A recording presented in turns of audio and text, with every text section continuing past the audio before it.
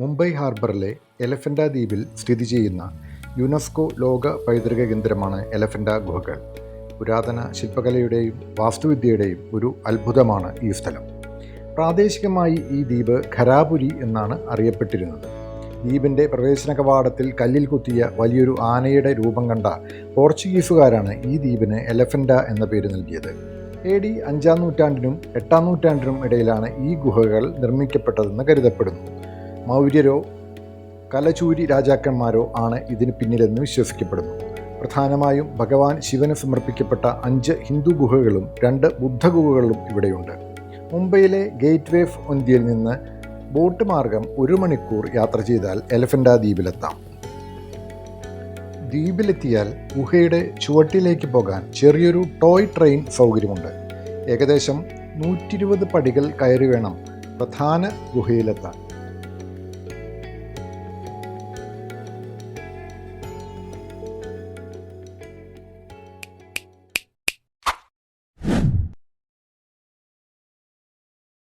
Gate way of ഇന്ത്യയുടെ അവിടുന്ന് ഞങ്ങളൊരു 4 ടിക്കറ്റ് എടുത്തിട്ട് എലിഫൻ്റ കേവ്സിലേക്ക് പോവാണ്. ഇവിടുന്ന് ബോട്ടിൽ ഏകദേശം ഒരു മണിക്കൂർ ഇരിക്കണം.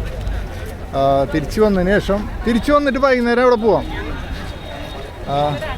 ഇപ്പോൾ ഈ വെയിലത്ത് നല്ല ചൂടാണ്. എലിഫൻ്റ കേവ്സിൽ ഇതിന് ചൂടുണ്ടാവും. അപ്പോൾ എലിഫൻ്റ കേവ്സിലേക്ക് ഇവിടെ നിന്ന് ബോട്ടിൽ കയറിയിട്ട് പോകാൻ പോവാണ്. ഇതാണ് ഗേറ്റ് വേ ഓഫ് ഇന്ത്യ. ഇവിടെ താജ് ഹോട്ടൽ.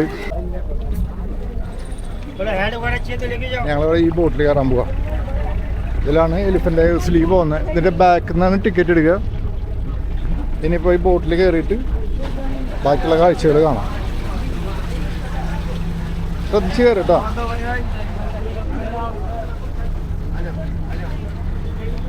കൂട്ടാ പോ.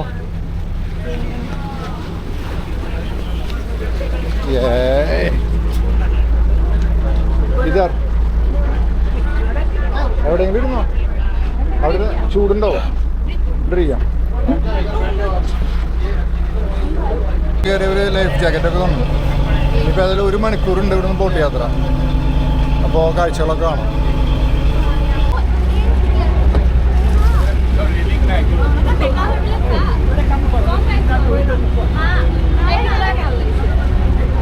ഇതൊരുമാതിരി സെറ്റപ്പ് ഫോട്ടോ. ലൈഫ് ജാക്കറ്റൊക്കെ ഇട്ടെന്നിരിക്കണം. ഫുള്ളാണ് ബോട്ട്. കംപ്ലീറ്റ്ലി നിറച്ച ആൾക്കാരാണ്. ഫുള്ളാണ് എല്ലാവരും ലൈഫ് ജാക്കറ്റ് ഇട്ടിരിക്കുന്നത്. പിന്നെ ഇപ്പോൾ ഭയങ്കര ആടിയോലയ്യ വെള്ളം. 1 മണിക്കൂർ ഇങ്ങനെ ഇരിക്കണം. ഏകദേശം 3/4 മണിക്കൂറോളം ഉണ്ടെന്നാണ് പറഞ്ഞത്. ഞാൻ പണ്ടെപ്പോഴോ പോയിട്ടുണ്ട് കേട്ടോ എലിഫൻ്റ കേവ്സിൽ. നല്ല ചൂടാണ്. ചൂടൊക്കെ ഞാൻ അറിയില്ല. അവിടെ പോയി കഴിഞ്ഞാൽ ഇതിലും കൂടുതൽ ബുദ്ധിമുട്ടാവും. ഏകദേശം 1 മണിക്കൂർ 1.5 മണിക്കൂർ വേണം അവിടെ കറങ്ങാൻ.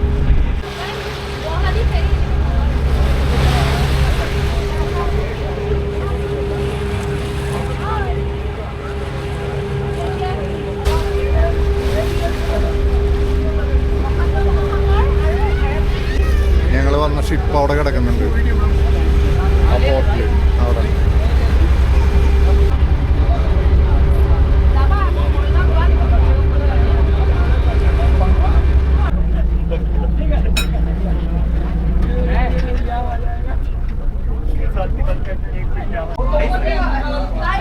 അങ്ങനെ ഞങ്ങൾ എലിഫൻ്റ കേവ്സിലെ ബോട്ട് ജെട്ടിയിലെത്തി. ഇനി കുറച്ച് ദൂരം നടക്കണം. ഇപ്പോൾ തന്നെ 1 മണിക്കൂറോളം ഏകദേശം ബോട്ടിലിരുന്ന് വയ്യണ്ടേ. ഇനിയിപ്പോൾ ഏതായാലും നടക്കാം. ഇതിനുള്ളിലേക്ക് ഒരു എൻട്രി ടിക്കറ്റ് വേണമെന്ന് പറയുന്നുണ്ട്. അറിയില്ല എവിടെ നിന്നുള്ളത്. ഇവിടെ നിന്നെങ്കിലും മേടിച്ചോ കഴിക്കാൻ. ഭയങ്കര വെയിലാണ്. ഇവിടെ ഒരു ടോയ് ട്രെയിൻ പോലൊരു ട്രെയിൻ ഉണ്ട്.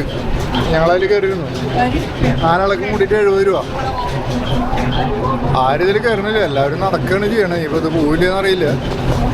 ആളുകളൊക്കെ നടക്കുക.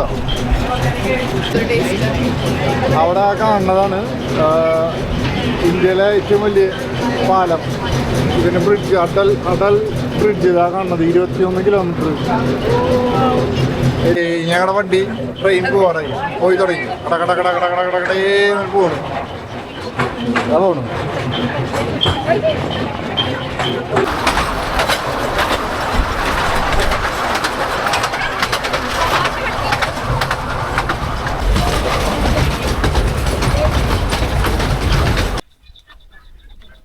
അവിടെ നിന്നൊരു തൊപ്പി മേടിച്ചു എല്ലാവരും.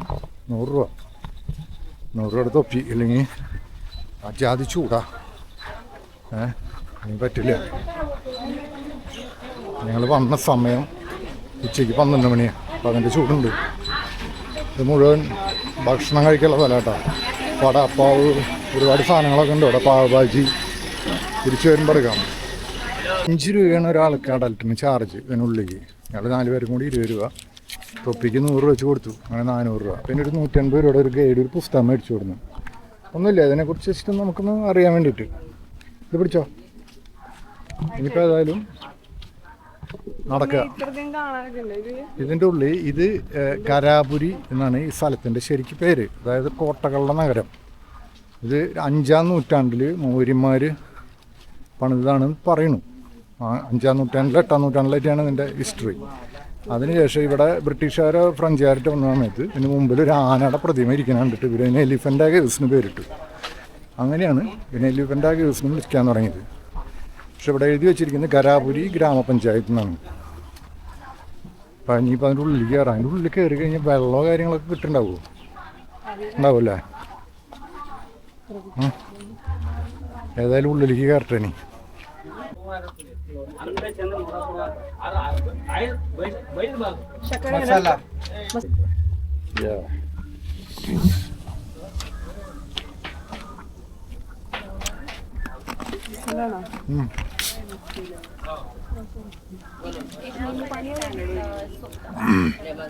അടിപൊളി, നല്ലതാ. കഴിച്ചോക്ക്, കുടിച്ചോക്ക്, തുരുത്തുള്ളു കുടിച്ചോക്ക്.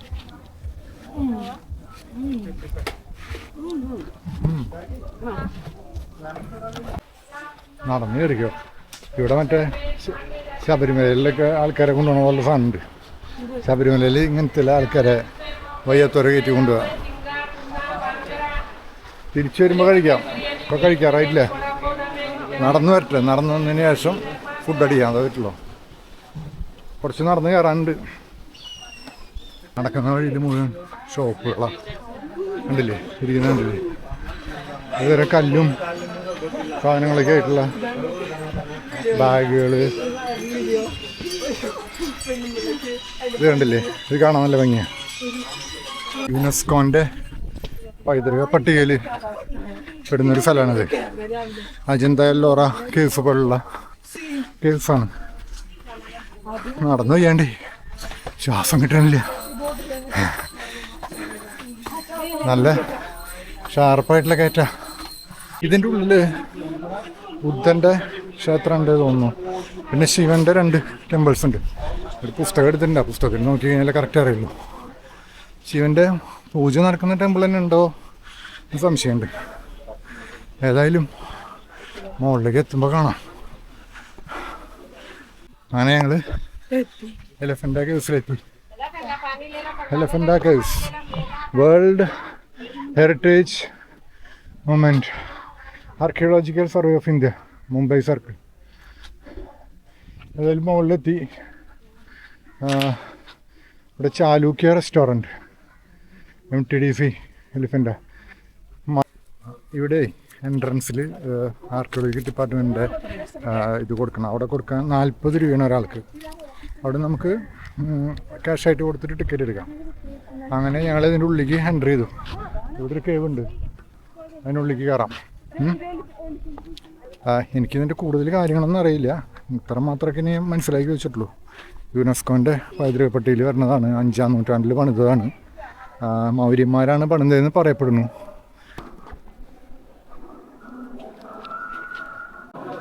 ഈ സ്റ്റാച്ചു നടരാജ ശിവൻ്റെ സ്റ്റാച്ചു ആണ്. നടരാജ സ്റ്റാച്ചു ആണ്. അതുപോലെയൊക്കെ ഓരോ കേസിലും ഓരോ ഇത് ഉണ്ട്. ഇതൊരു ശിവലിംഗമാണ്. അവിടെ നമുക്ക് അതിനുള്ളിൽ കയറാം വേണമെന്നുണ്ടെങ്കിൽ. ഇങ്ങോട്ട് വാ, ഇവിടെ വാ. ഇത് ശിവലിംഗമാണ്. ഇവിടെ പൂജയൊന്നും അങ്ങനെ നടക്കുന്നില്ല. അതുകൊണ്ട് കേട്ടോ നമുക്ക് വേണമെങ്കിൽ അത് തൊട്ട് തലയിൽ വയ്ക്കാം. ശിവലിംഗം തൊട്ട് തലയിൽ വെച്ചിട്ട്.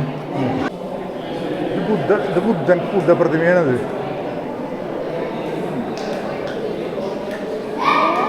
ഇത് ബുദ്ധ പ്രതിമയാണ്.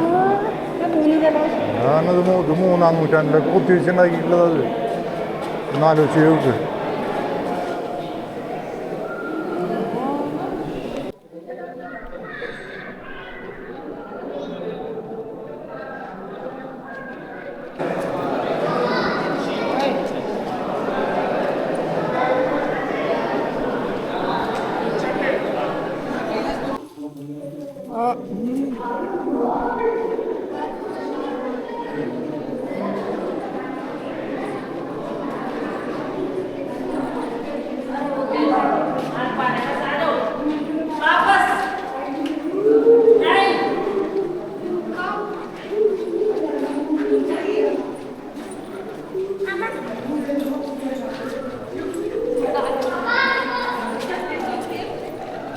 ഇത് ജീവിതത്തിൽ ഒരിക്കലും വന്ന് കാണാണ്ട് കണ്ടു കഴിഞ്ഞാൽ അതൊരു നമ്മുടെ ഹിസ്റ്റോറിയിലുള്ള കാര്യങ്ങൾ മനസ്സിലാക്കണം നല്ലതാണല്ലോ.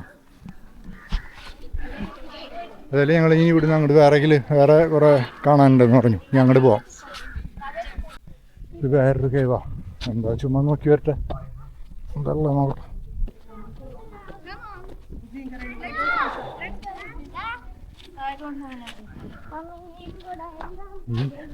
10,000-2000 കൊല്ലം മുന്നേ ഇതൊക്കെ ഇതിങ്ങനെ ഈ പാറയൊക്കെ തുറന്നുണ്ടാക്കിയാണെന്നുള്ള മനസ്സിലാവണില്ല കാണുമ്പോൾ. അതാണ് ഇതിലേറ്റവും വലിയ സംഭവം.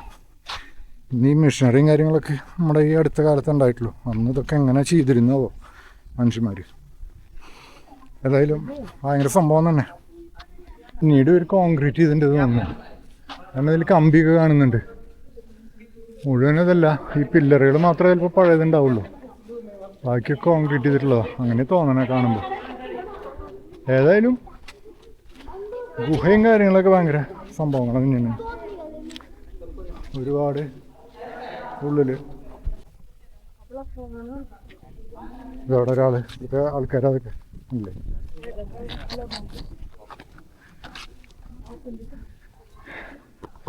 എല്ലായെങ്കിലും കുറഞ്ഞമാരുണ്ട്.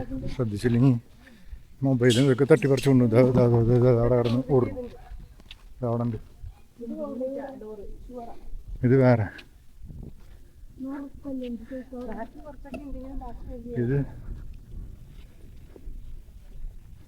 ഇതൊക്കെ പുതിയതായിട്ട് പണിതിട്ടുള്ള സ്റ്റെപ്പുകളാണ്. ഇതൊക്കെ പുതിയ നിർമ്മിതികളായിരിക്കും. ഇതൊന്നും പഴയതല്ല കേട്ടോ. പക്ഷെ നമ്മൾ കണ്ട കേസും കാര്യങ്ങളൊക്കെ പഴയ സാധനങ്ങൾ തന്നെയാണ്. ഈ പറഞ്ഞ പോലെ 1000-കണക്കിന് 2000 കൊല്ലമൊക്കെ മുന്നേ പണിത് വെച്ചിട്ടുള്ളതായിരിക്കും. വെയിൽ കാരണേ നല്ല വെയിലാണ്. കരിഞ്ഞി മനുഷ്യൻ്റെ കരിഞ്ഞി കൊട്ടടയ്ക്കാന്ന് പറയില്ലേ, നല്ല വില നടന്നിട്ട്. താഴെ പോ. അല്ലേ ഇവിടെ നോക്കി.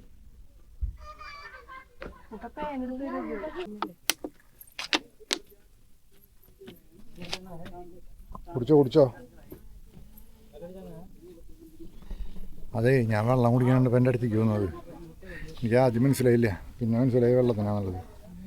കൊടുത്തു കഴിയുമ്പോൾ ചുള്ള അത്യാവശ്യം വെള്ളം കുടിച്ചു. ഇപ്പോൾ കുറച്ചൊക്കെ. നീയാണോ കുടിച്ചോ. നമുക്ക് മാത്രമല്ല, അവർക്ക് നല്ലപോലെ ദാഹമുണ്ടല്ലോ. മതി. നീ എൻ്റെ വെള്ളമില്ല.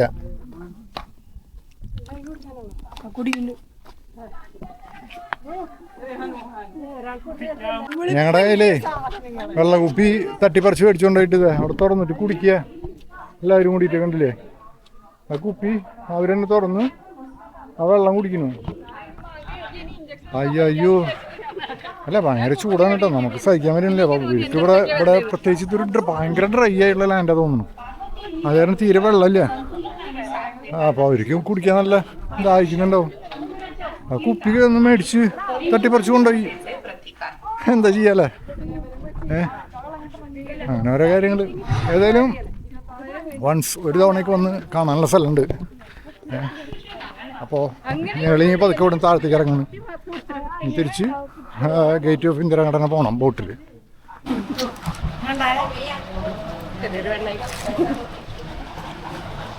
ചൂടല്ലേ, ഐസ്ക്രീം കഴിക്കാന്ന് വെച്ചാൽ.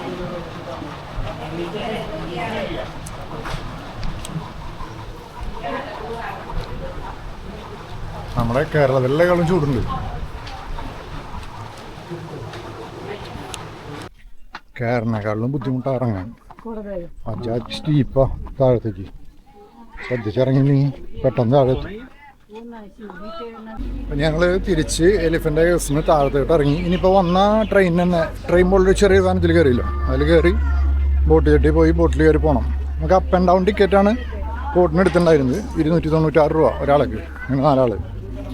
തിരിച്ച് ഇങ്ങനെ അതിൽ തന്നെ ആ ബോട്ടല്ല, നമുക്ക് ഏത് ബോട്ടിൽ വേണമെങ്കിലും കയറി പോവാം.